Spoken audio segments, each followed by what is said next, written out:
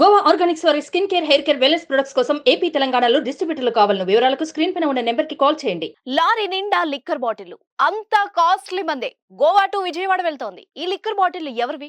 ఈ లిక్కర్ బాటిళ్లను ఎక్కడికి తరలిస్తున్నారు? అసలు దీని వెనక ఉన్న కథ ఏంటి? ఎరువుల మాటున అక్రమంగా ఈ లిక్కర్ను తరలించడం ప్రస్తుతం తెలంగాణలో తీవ్ర కలకలం సృష్టిస్తోంది. పోలింగ్ కు జస్ట్ 2 రోజుల ముందే పెద్ద మొత్తంలో మద్యం పట్టుబడడం చర్చకు దారితీస్తోంది.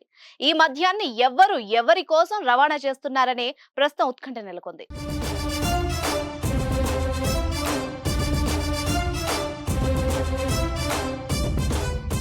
మహబూబ్ నగర్ జిల్లా జడ్చర్ల నియోజకవర్గంలో భారీగా మద్యాన్ని సీజ్ చేశారు పోలీసులు.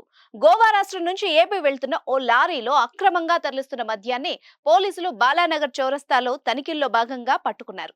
లారీలో 80% మందు కాటన్లు నింపి అందులో మిగతా భాగంలో వర్మీ కంపోస్ట్ అనే ఎరువును నింపి తరలిస్తుండగా పోలీసులు పట్టుకున్నారు.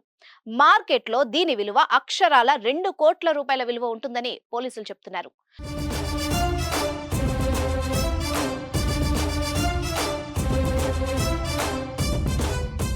పుష్ప సినిమా స్టైల్లో పాల వ్యాన్ వాహనంలో ఎర్రచందనం స్మగ్లింగ్ ఎలా చేశారో పైన ఎరువును నింపి ఎరువు కింద మద్యం బాటిళ్లను నింపేశారు. తొలుత పోలీసులు ఎరువులు తరలిస్తున్నారని అనుకున్నారు. కాకపోతే లారీని అన్ని వైపుల నుంచి కొట్టి చూసినప్పుడే సౌండ్ మారడంతో పోలీసులకు అనుమానం వచ్చింది.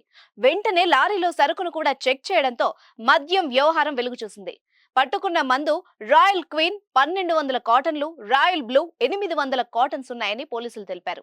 కాటన్ లో 48 సీసాలు ఉన్నాయని మహబూబ్ నగర్ జిల్లా డీఎస్పీ వెంకటేశ్వర్లు వివరాలు వెల్లడించారు. గోవా నుంచి ఏపీ తరలిస్తున్నట్టు తెలుస్తోంది. అయితే ఈ క్రమంలో కొందరు గోవా లిక్కర్ పై ఫోకస్ చేసినట్టు చెప్పుకొచ్చారు. కేసు నమోదు చేసుకుని దర్యాప్తు చేస్తున్నామని డీఎస్పీ వెంకటేశ్వర్లు తెలిపారు.